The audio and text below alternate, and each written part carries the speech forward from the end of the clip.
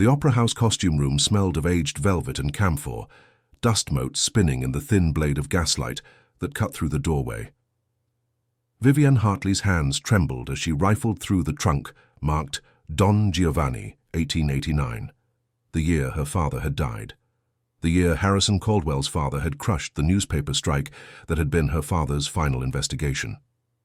She had 10 minutes, perhaps less, before someone noticed the guest of honor missing from her own engagement ball. The trunk yielded nothing but moth-eaten doublets and a demon's mask with empty eyes. Vivienne bit back a sound of frustration, her emerald silk gown whispering as she moved to the next container. Her father had been meticulous, paranoid in those final weeks. He'd hidden his evidence somewhere the Caldwells couldn't reach, somewhere meaningful. "You won't find it there." The voice came from the shadows near the costume racks, low and absolutely controlled. Not a question, a statement of fact. Vivienne spun, her heart a fist against her ribs. A man stood in the darkness beyond the gaslight's reach, tall enough that his shoulders blocked the painted backdrop of a Venetian canal.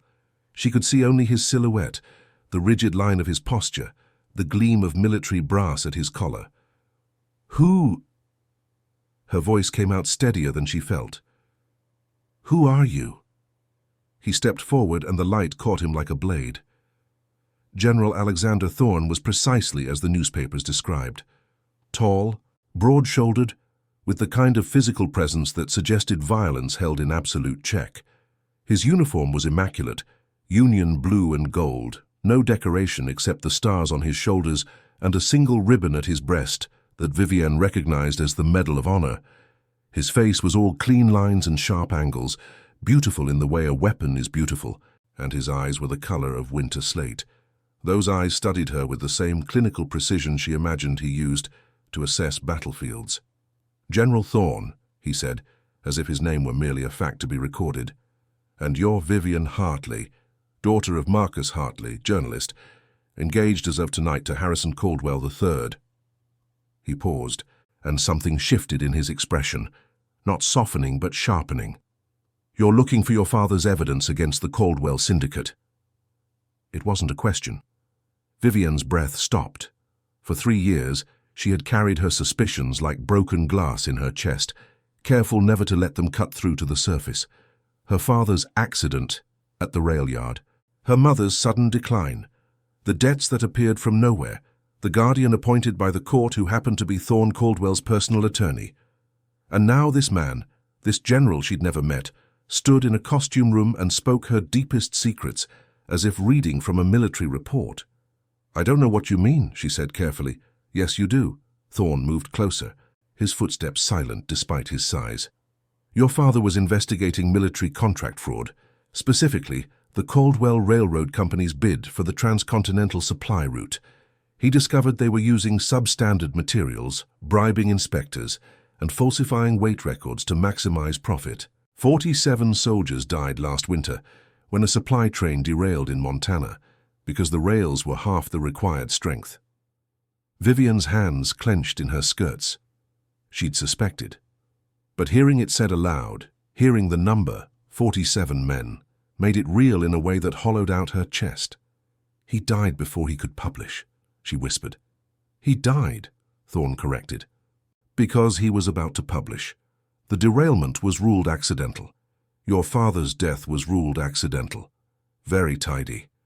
His jaw tightened, the only crack in his composure. "I've spent 18 months building a case against Caldwell Sr. I have financial records, testimony from 3 foremen, and metallurgy reports. What I don't have is the documented proof of the bribery chain, the names of which inspectors took money, which officials signed off on contracts they never reviewed. Your father had that, and now you're going to marry the man whose family killed him to keep it hidden." The words landed like stones. Vivienne forced herself to meet his eyes. "You seem very well informed, General, yet you're here, in the dark, instead of at the ball downstairs. Why?" For the first time, something that might have been approval flickered across his face. "Because I was searching the same trunks you were," he said simply. "Your father performed in the opera company's amateur productions. He played Don Giovanni in 1889. I thought he might have hidden documents in the costume storage." But he didn't. No. Thorne's gaze held hers. Which means you know something I don't, Miss Hartley. And you were willing to risk public humiliation to search for it tonight, at your own engagement ball. So I'll ask you directly, where did your father hide the evidence? Vivian's mind raced. This man was dangerous, not in the way Harrison was dangerous with his cold entitlement and carefully concealed cruelty. Thorne was dangerous the way a loaded weapon was dangerous, precise, powerful, and entirely without hesitation. But he'd said 47 soldiers. He'd spent 18 months investigating, and he was here, alone, searching for the same truth she'd been chasing. I don't know where it is, she admitted. I was 12 when he died, but I remember. She closed her eyes, reaching for the memory. The night before he died, he gave me a compass, an old brass compass that had belonged to his father. He said, "When you're lost, Vivi, remember, true north never changes, even when the whole world tries to tell you it does." When she opened her eyes, Thorne was watching her with absolute focus. "Do you still have it?" Harrison's father insisted I surrender all my father's possessions when he became my guardian. He said they'd be held in trust until I married. Her throat tightened. The compass was among them. It's in the Caldwell estate vault. Silence fell between them, heavy with implication. "Miss Hartley," Thorne said quietly, "do you know what your fiancé intends to do after you're married?" The question made ice crawl down her spine, because she did know. She'd overheard Harrison and his father discussing it 3 weeks ago, their voices carrying through the library door she'd been too terrified to open. The girl's seen too much, heard too much. Once the marriage is legal, we'll have grounds. Hysteria, perhaps. Female fragility. 6 months in Blackwell's asylum. And she'll be too broken to remember her own name, let alone cause us trouble. "Yes," she whispered. "I know."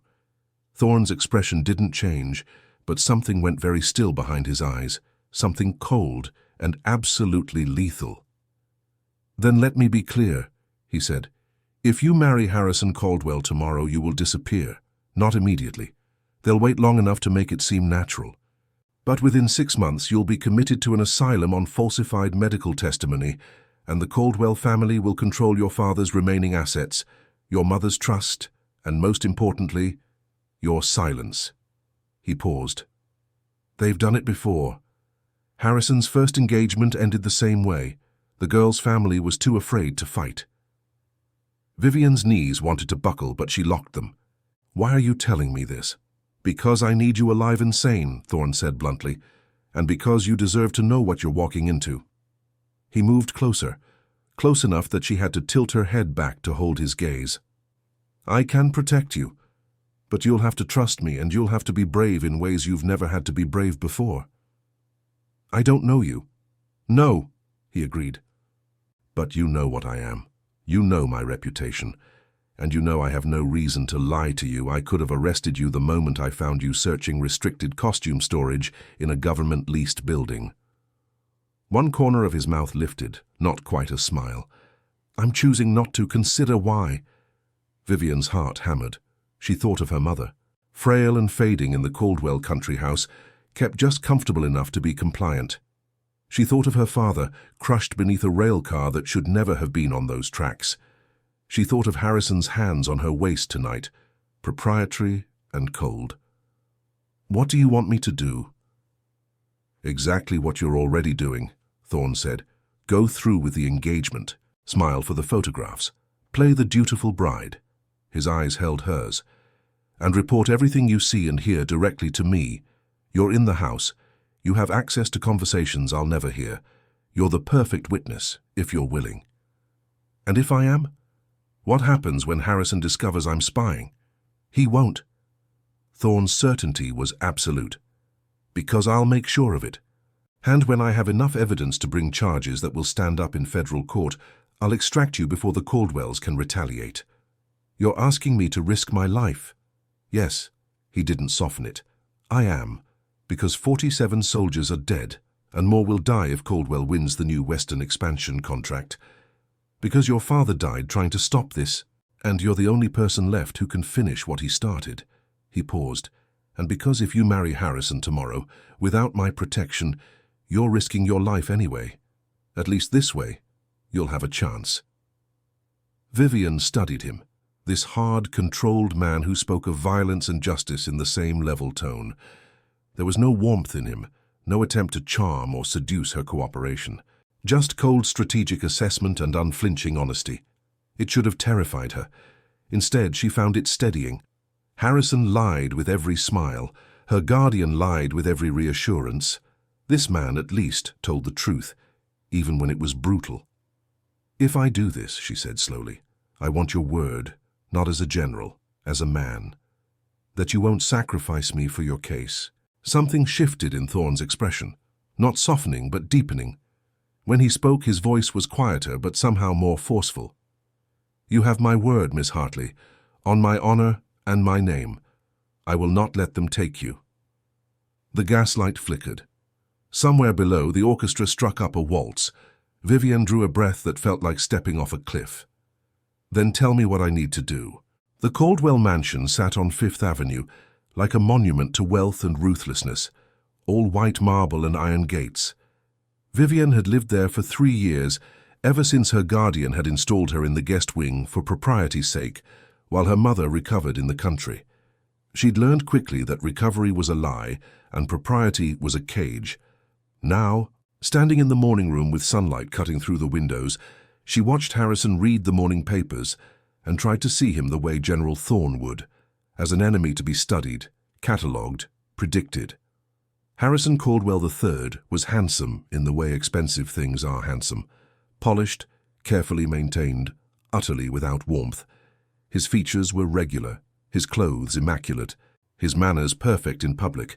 Only his eyes gave him away, flat and calculating as a snake's. "You disappeared last night," he said, without looking up from the financial pages, "from your own engagement ball. People noticed." "I felt faint," Vivian said, the lie ready on her tongue. "The heat, the excitement, I stepped out for air. For 40 minutes. Now he did look at her, and his gaze traveled over her with the assessing quality of a man evaluating property. "The Vanderbilts were asking after you, the Astors. You embarrassed me, Vivian." She folded her hands in her lap, kept her voice soft. "I apologize. It won't happen again." "No," Harrison agreed, turning back to his paper. "It won't. After we're married, you'll have fewer freedoms. For your own well-being, of course.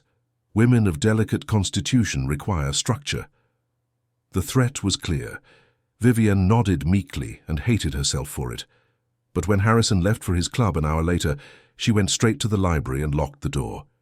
The note from Thorne had arrived with the morning flowers, tucked inside a bouquet of white roses labeled as coming from her Aunt Catherine, the aunt who'd been dead for 5 years. The handwriting was precise, military crisp, conservatory. Thursday, 3 p.m. Bring the guest list from the wedding reception. Today was Thursday. Vivian extracted the guest list from her writing desk where she'd been dutifully compiling names and addresses and slipped it into her reticule. Then she rang for her maid and announced she was going shopping. The conservatory was in Central Park, a massive glass structure that housed exotic plants and provided a respectable destination for ladies taking afternoon air. Vivian moved through the tropical room past palms and orchids until she found Thorne standing before a wall of ferns, studying them as if they were a military formation. He didn't turn when she approached, but his voice carried clearly. "Don't stop walking. Continue past me toward the fountain." Vivian obeyed, her heart rate picking up. She paused at the fountain, admiring the water lilies, and Thorne joined her a moment later, positioning himself so they appeared to be two strangers who happened to be viewing the same exhibit. "You're being followed," he said quietly. "Don't look. A man in a brown coat near the entrance. He's been trailing you since you left the mansion." Vivian's hands tightened on her reticule. "Harrison's man?" "Undoubtedly. They're watching to see if you try to run, or contact anyone who might help you." Thorne's profile was carved granite, which is why we're going to give them exactly what they expect to see. A young woman shopping and taking air, nothing more. "Then why meet at all?" "Because I need that guest list, and because you need to know what you're listening for." He paused. "Harrison's father is meeting with 3 railroad commissioners tomorrow night, here in the city. Officially, it's a dinner to discuss expansion routes. Unofficially, It's where the bribes get distributed and the new contracts get locked in. If you can position yourself to overhear any part of that conversation— I can't, Vivienne interrupted softly. Women aren't allowed at business dinners. I won't be there. Then find a way to be there anyway. Thorne's tone allowed no compromise. Hide in an adjoining room, listen at doors. Convince Harrison to host a gathering the same evening that gives you access to the house. I don't care how you do it, Miss Hartley. But that conversation will contain specifics, dollar amounts, names, timelines. I need you to hear it. Vivian's pulse hammered. And if I'm caught? For the first time, Thorne looked directly at her, and the intensity in his eyes made her breath stop. You won't be, because you're smarter than they think you are, and you understand what's at stake. It wasn't comfort. It wasn't reassurance. It was respect, cold and absolute. Vivian reached into her reticule and withdrew the guest list. Folded small. She dropped it into the fountain as if by accident, exclaimed softly and reached in to retrieve it, handing it to Thorne as if asking for help, wringing out the water. He took it without comment, slipped it inside his coat, and handed her back a dried version he'd clearly brought as a replacement. Well done, he murmured. Then louder, for anyone watching, Do be more careful, miss. That's quite a list to lose. Thank you, sir, Vivian said, her voice carrying the right note of flustered gratitude. They separated.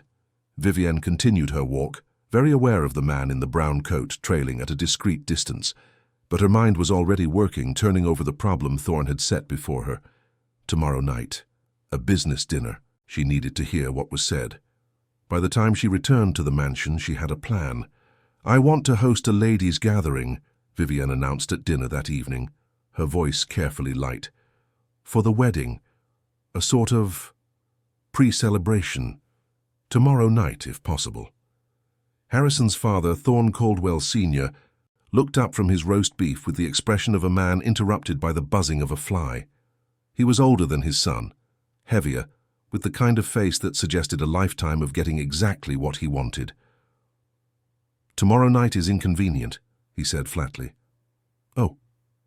Vivian let disappointment color her tone. I'd hoped. Well, Mrs. Vanderbilt suggested it would be appropriate, and I thought perhaps the blue parlor. It's never used anyway, and it wouldn't interfere with your dinner plans at all. We'd be quite separate. Harrison frowned. What dinner plans? His father's gaze sharpened on Vivian with sudden attention, and she realized she'd made a mistake. She wasn't supposed to know about the commissioner's dinner.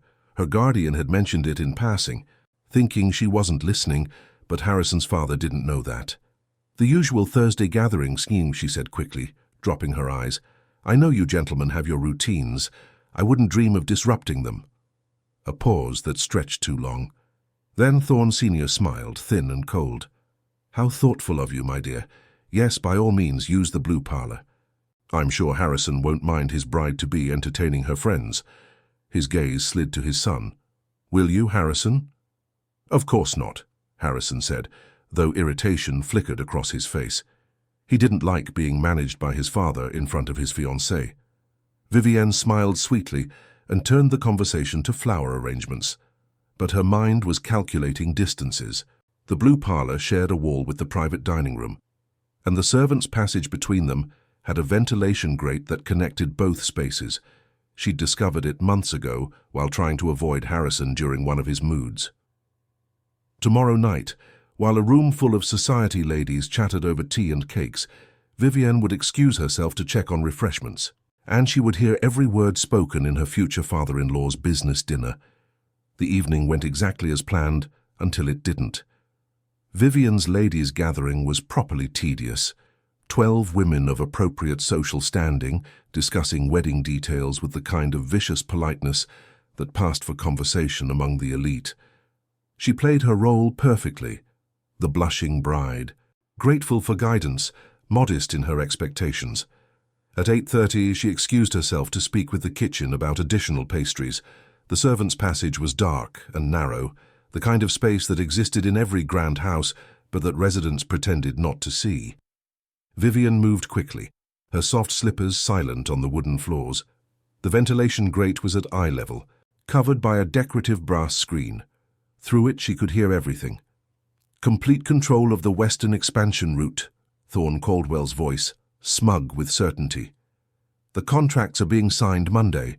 Commissioner Hale has already agreed to overlook the metallurgy specifications in exchange for a consulting position once he retires. Very tidy. And the Hartley evidence, another voice older, nervous. If it surfaces, it won't. This was Harrison, cold and confident.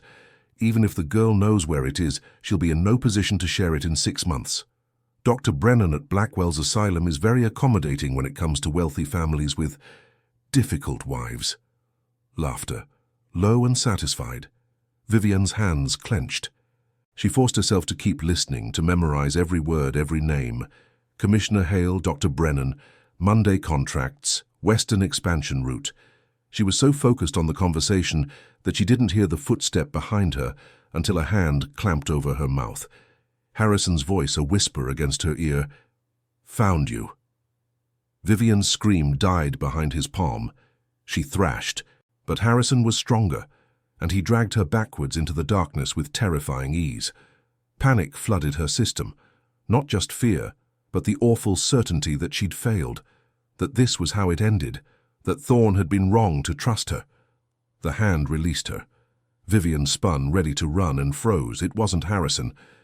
General Alexander Thorne stood in the passage, one hand still raised from where he'd pulled her back from the grate, his expression absolutely glacial. Behind him, genuine Harrison stood in the main hallway, calling her name, searching. Thorne pressed a finger to his lips. Then he moved, silent as death, positioning himself between Vivian and the junction where the passages met. His hand rested on the pistol at his belt, not drawing it, but ready. They waited in absolute stillness while Harrison's voice grew closer, then faded as he moved toward the kitchens. Only when the footsteps were gone did Thorne lower his hand. "Did you hear what you needed?" His voice was barely a breath. Vivian nodded, not trusting her voice. "Then we're leaving. Now." He caught her wrist, not roughly, but with uncompromising certainty, and pulled her deeper into the servants' warren, away from both the dining room and the parlor, toward the back stairs that led to the service entrance. "I can't," Vivian whispered urgently. "My guests. Harrison will know." "Harrison already suspects." Thorne didn't slow. "And in approximately 5 minutes. When his father's dinner ends and those men discover a ventilation grate has been disturbed, he'll know for certain. I'm not leaving you here for that." They reached the service entrance. Thorne produced a dark cloak from somewhere and wrapped it around Vivian's shoulders, pulling the hood up to hide her distinctive auburn hair. "My mother," Vivian said desperately. "They'll use her against me. She's already safe." Thorne's eyes met hers, and for the first time she saw something beyond cold strategy in them, a kind of fierce, protective fury that made her chest tighten. "I had her moved to a private sanatorium this morning. Harrison's father doesn't know yet. By the time he discovers it, this will be over." "How?" "I'm a general, Miss Hartley. I don't go into battle unprepared." He opened the door to an alley where a closed carriage waited, black and unmarked. "Get in." Vivian looked back at the mansion, at the life she'd known, the cage she'd lived in, the fate she'd been walking toward. Then she looked at Thorne, this hard, brilliant man who'd kept every promise and asked for nothing but her courage. She got in the carriage. Thorne followed, and the door closed behind them like a vault ceiling shut. The driver snapped the reins and they rolled into the New York night, while behind them, Harrison Caldwell discovered his bride had vanished. The safe house was in Brooklyn, a modest townhouse on a quiet street where gaslight made soft pools on cobblestones. Thorne led Vivian inside without ceremony, locking the door and drawing the curtains with the efficiency of long practice. "You'll stay here," he said, lighting lamps. "There's a bedroom upstairs, food in the kitchen. Don't answer the door. Don't go to the windows. Don't contact anyone."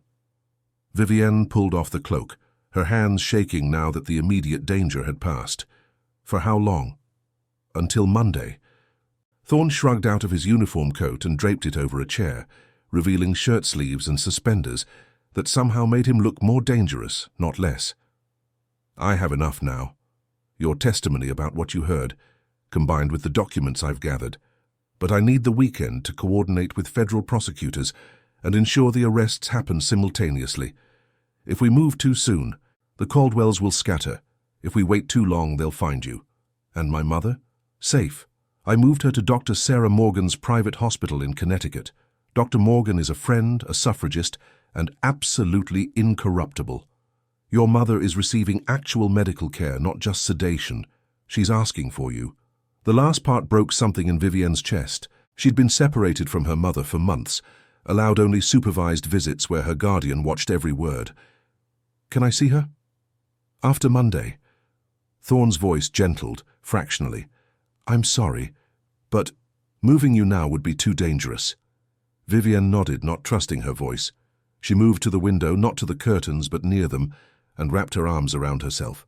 The silk of her evening gown felt absurd now, too fine for the stark practicality of a safe house. You should rest, Thorne said behind her. I should tell you everything I heard. Vivienne turned to face him. Commissioner Hale, Dr. Brennan at Blackwell's Asylum.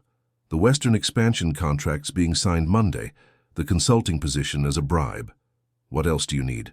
Thorne studied her for a long moment, and something shifted in his expression, respect deepening into something more complex. You're very calm, considering. I'm not calm. Vivienne's laugh was sharp. I'm terrified, but terror doesn't help, so I'm choosing to be useful instead.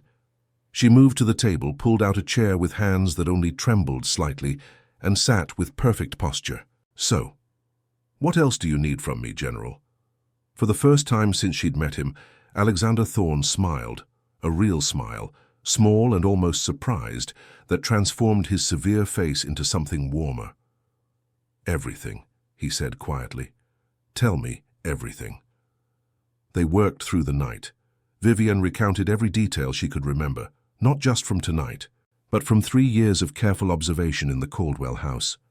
The visitors who came late and left quietly, the arguments she'd overheard, the documents she'd glimpsed on Thorne Sr.'s desk, the offhand comments Harrison made that revealed more than he intended. Thorne listened with absolute focus, occasionally asking questions that made her see old memories in new light. He took notes in a precise hand, cross-referencing what she told him against files he produced from a locked case. Around midnight, he made coffee, strong and black, the way soldiers drank it. Vivienne accepted a cup and discovered she'd been hungry without realizing it. Thorne produced bread, cheese, and apples from the kitchen, and they ate while comparing her observations to his documented evidence. It felt strange and right, sitting at a plain wooden table in the lamplight, building a case against monsters with nothing but words and will. Your father would be proud, Thorne said eventually, breaking a long, comfortable silence. Vivienne looked up sharply. You knew him? Met him once. He came to my office about the Montana derailment, trying to get military testimony about the rail quality. Thorne's jaw tightened. I was less receptive than I should have been. I'd been ordered not to interfere with civilian contract disputes. I followed those orders. He met her eyes. I've regretted that every day since the accident report crossed my desk, and I realized he'd been right. The honesty of it, the blunt admission of failure, made Vivienne's throat tighten. Harrison never admitted fault. Her guardian never acknowledged mistakes. But this hard, powerful man sat across from her and named his regret without flinching. You're fixing it now, she said quietly. Yes, his gaze held hers. But I should have fixed it then, and Marcus Hartley would still be alive. Silence stretched between them, heavy with shared grief and purpose. The compass, Vivienne said suddenly. My father's compass. It's still in the Caldwell vault, isn't it? Yes, why? Because... She closed her eyes, reaching for the memory. He said, true north never changes. What if he meant it literally? What if the evidence isn't hidden in the compass? What if the compass is the key to finding it? Her eyes opened. He loved codes, puzzles. What if he left coordinates? Thorne went very still. Then he stood abruptly, moving to his files. He extracted a map of New York City and spread it on the table. If you had to guess, based on everything you knew about your father, his habits, his favorite places, where would he hide something he desperately needed to keep safe? Vivienne joined him at the map, her mind racing. Somewhere public enough to be safe from search warrants, Somewhere meaningful enough that I'd think to look. Somewhere. Her finger hovered over the map, then touched down. Here, the public library. He took me there every Saturday. We had a favorite reading room. Which room? 3rd floor. The genealogy section. We were researching our family history. She looked up at Thorne. He was obsessed with it in those final months. I thought it was just distraction. But what if he was building a paper trail? A reason to be there regularly, to requesting specific archives. Archives that could contain documents hidden in plain sight among legitimate records. Thorne's eyes blazed with sudden fierce intelligence. The library opens at 8. We'll be there when the doors unlock. Harrison will be watching the library. If he realizes, then we'll have to be faster than he is. Thorne's smile was sharp and cold, and more ruthless. The New York Public Library rose like a temple to knowledge in the early morning light, its stone lion standing guard over the entrance. Vivian climbed the steps beside Thorne, very aware of the men in dark coats watching from across the street. "Caldwell's people," Thorne murmured. "They're not hiding anymore. We're running out of time." Inside, the library smelled of old paper and lemon oil. Thorne had brought the compass. He'd acquired it somehow overnight, through means Vivian decided not to question. It sat heavy in her palm now, the brass warm and familiar. The genealogy room was exactly as she remembered. Tall windows, wooden tables, endless shelves of records organized by family name and region. Vivian moved to the Hartley section automatically, her hands trailing over the spines. "What are we looking for?" Thorne asked quietly. "I don't know. Something that doesn't belong. Something that—" She stopped. One of the volumes was slightly out of order, filed under Hartley Marcus instead of Hartley Michael, where it should have been alphabetically. She pulled it down. The cover read Genealogical Records of the Hartley Family, New York Branch, 1820-1875. Inside the front cover, in her father's handwriting, for Vivian, True North, 40, 7589 dig N, 73, 9851 degree W, coordinates. Thorne pulled out the city map and cross-referenced quickly. His finger came down on a spot in Lower Manhattan, the Custom House Federal Building. Vivian's breath caught. Where government records are kept, where they'd be protected from private seizure, where your father could have filed something as a private citizen that would be preserved in the federal archive. Thorne's smile was grim. He was brilliant. They were halfway to the exit when Harrison Caldwell stepped into their path. He wasn't alone.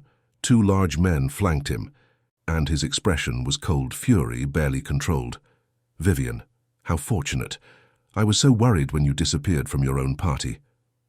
"Mr. Caldwell," Thorne said, his voice carrying the weight of absolute authority.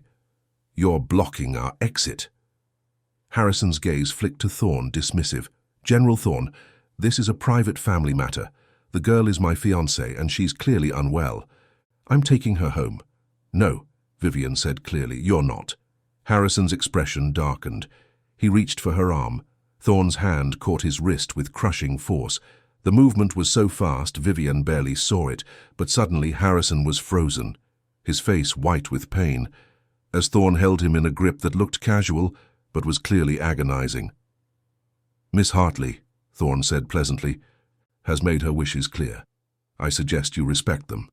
"You have no authority here," Harrison hissed. "No legal right." "I have every right." Thorne's voice dropped to something deadly quiet. "As of this morning, Vivian Hartley is under federal protection as a witness in a military contract fraud investigation. Anyone who interferes with her will be charged with obstruction of justice and potentially treason." He smiled, cold as winter. "Would you like to test whether your father's political connections extend to military tribunals, Mr. Caldwell?" Harrison's men shifted uneasily. Around them, library patrons were starting to notice the confrontation, whispers spreading like wildfire. Harrison jerked his arm free, his face mottled with rage. "This isn't over." "Actually," Thorne said, "it is. You just don't know it yet." He offered Vivian his arm. She took it, her hand steady despite the adrenaline screaming through her veins, and they walked past Harrison Caldwell without looking back. Outside, on the library steps, Vivian finally let herself breathe. That was necessary. Thorne guided her toward a waiting carriage, a military vehicle this time with federal insignia. And unfortunately, it means we're now working against a deadline measured in hours, not days. The Caldwells will move against us immediately. Then let's not give them the chance. Vivian climbed into the carriage. Take me to the Custom House. The Custom House archive was a cathedral of bureaucracy. Endless rows of file cabinets, walls of document boxes, the accumulated paper trail of a nation's commerce. The clerk who met them was skeptical until Thorne produced military credentials and a federal warrant signed by a judge he'd apparently woken at dawn. "We're looking for a filing under Marcus Hartley," Thorne said. "Private citizen submission, sometime in early 1889. The clerk consulted his ledgers, frowning. "We have—" "Yes, here. Filed March 15th, 1889. Evidence submitted for federal review in the matter of military contract malfeasance." He looked up. "It's flagged as sealed pending investigation." "Unseal it," Thorne said flatly. "Now." 20 minutes later, they sat in a private reading room with a box of documents that represented Marcus Hartley's final investigation. Contracts with falsified specifications, metallurgy reports showing substandard materials, ledgers documenting bribes paid to 5 different government inspectors, and most damning, correspondence between Thorne Caldwell Sr. and the commissioners, laying out the entire conspiracy in their own words. Vivian's hands shook as she read her father's cover letter, "To whom it may concern. If you are reading this, I am likely dead, but the truth should not die with me.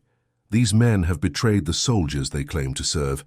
They have chosen profit over duty, and men have died because of it. So I trust the United States government to pursue justice, no matter how powerful the guilty may be." "He knew," she whispered. "He knew what would happen to him." Thorne's hand covered hers, warm and solid. "He was a brave man, and he gave us everything we need." The door burst open. A federal marshal stood there, breathless. "General, the Caldwells have filed for an emergency writ to have Miss Hartley committed. Judge Pemberton signed it 10 minutes ago. They're sending officers to collect her." Vivian's blood turned to ice. "They can do that?" "Not legally, but with a friendly judge they can create enough chaos to delay our case and get you into their control." Thorne stood, his expression absolutely lethal. "How long do we have?" 20 minutes, maybe less." Thorne looked at Vivian and she saw him make a decision. "Then we end this now, today, publicly." He turned to the marshal. "Send word to every newspaper in the city. Tell them General Alexander Thorne is holding a press conference at City Hall in 1 hour, and he's exposing the largest military fraud case in American history." His smile was sharp and dangerous. "The Caldwells want to fight dirty. Let's see how they do when the whole city is watching." City Hall steps were packed with reporters, photographers, curious citizens, and, standing at the back with faces like thunder, Harrison and Thorne Caldwell Sr. General Alexander Thorne stood at a podium, Vivian beside him, the evidence box on the table between them.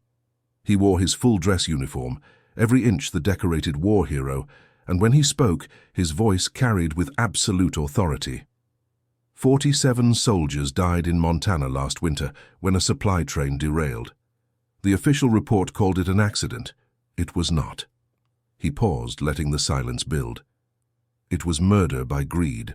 Flash powder exploded as photographers captured the moment. Reporters scribbled frantically. Thorne continued, methodical and devastating. The Caldwell Railroad Company knowingly supplied substandard materials for military use, falsified inspection reports, and bribed government officials to approve contracts that violated safety specifications. They did this to maximize profit. And when journalist Marcus Hartley discovered the truth, they had him killed and made it look like an accident. "That's slander," Thorne Caldwell Sr. shouted from the crowd.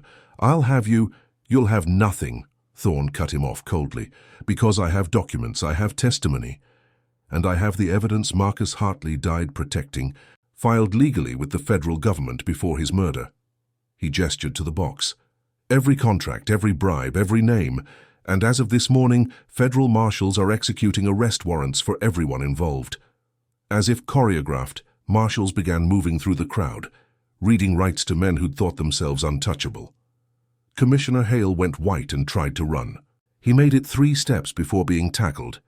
Judge Pemberton simply stood there, shaking. Harrison Caldwell stared at Vivian with such hatred that she felt it like a physical blow. But Thorne moved just slightly, positioning himself between them, a silent declaration more powerful than words.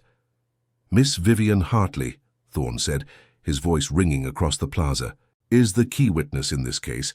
She is under federal protection, and any attempt to interfere with her, intimidate her, or harm her will be treated as an act of treason against the United States." He paused. "Are we clear, Mr. Caldwell?" Harrison said nothing. He didn't have to. The marshals were already approaching him with shackles. The crowd erupted.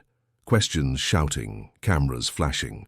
The noise of justice finally breaking through decades of corruption. Thorne turned to Vivian. In the chaos, in front of hundreds of witnesses, he spoke quietly enough that only she could hear. "It's over. You're safe." And Vivian, who'd been brave for so long, finally let herself believe it. 6 months later, the trial was over. The Caldwells had been convicted on 16 counts of fraud, bribery and conspiracy. Harrison's first fiancée had come forward, her testimony breaking the asylum's silence.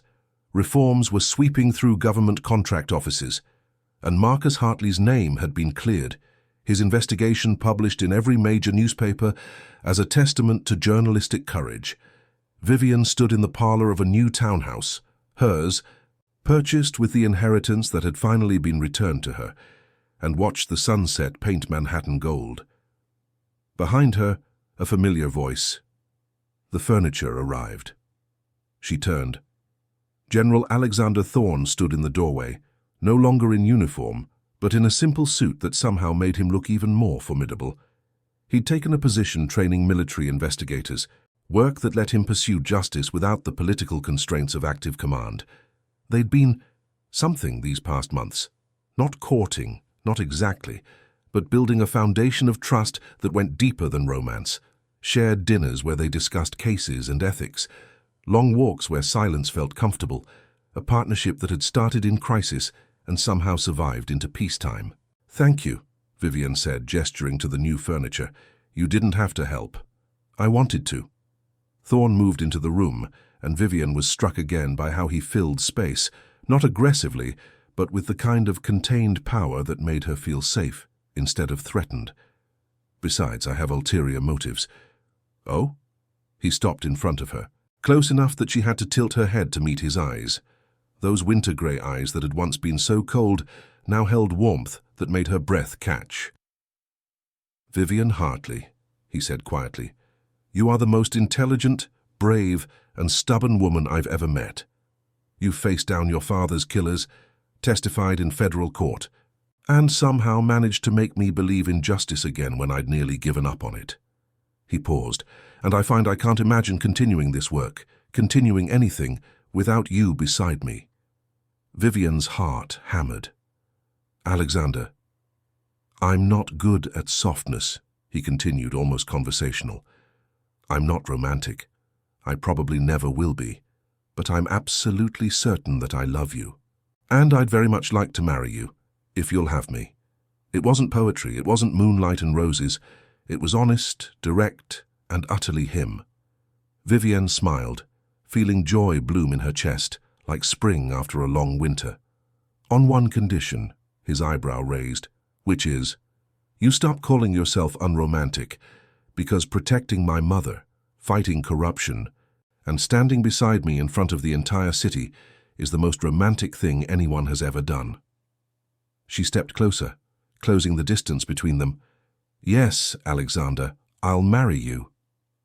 His kiss was careful, controlled, and then suddenly not, as he pulled her close with the kind of fierce possession that thrilled instead of frightened, because she'd chosen this, chosen him. When they broke apart, Vivian was breathless and grinning. "One more thing," Thorne said, his voice rough. "Your mother wants to live with us. I already said yes." Vivian laughed, bright and free. "Of course you did. She's doing much better. Dr. Morgan says with proper treatment and family support." "Alexander." Vivian touched his face, this hard. Brilliant man who'd kept every promise. "I know, and I love you for it." He smiled, truly smiled, warm and almost surprised, as if he still couldn't quite believe this was his life now. Outside, the city hummed with evening noise. Carriages and street vendors, the pulse of a nation transforming. And inside, two people who'd fought for justice found something equally precious: each other, and the future they'd build together, honest, equal, and absolutely certain.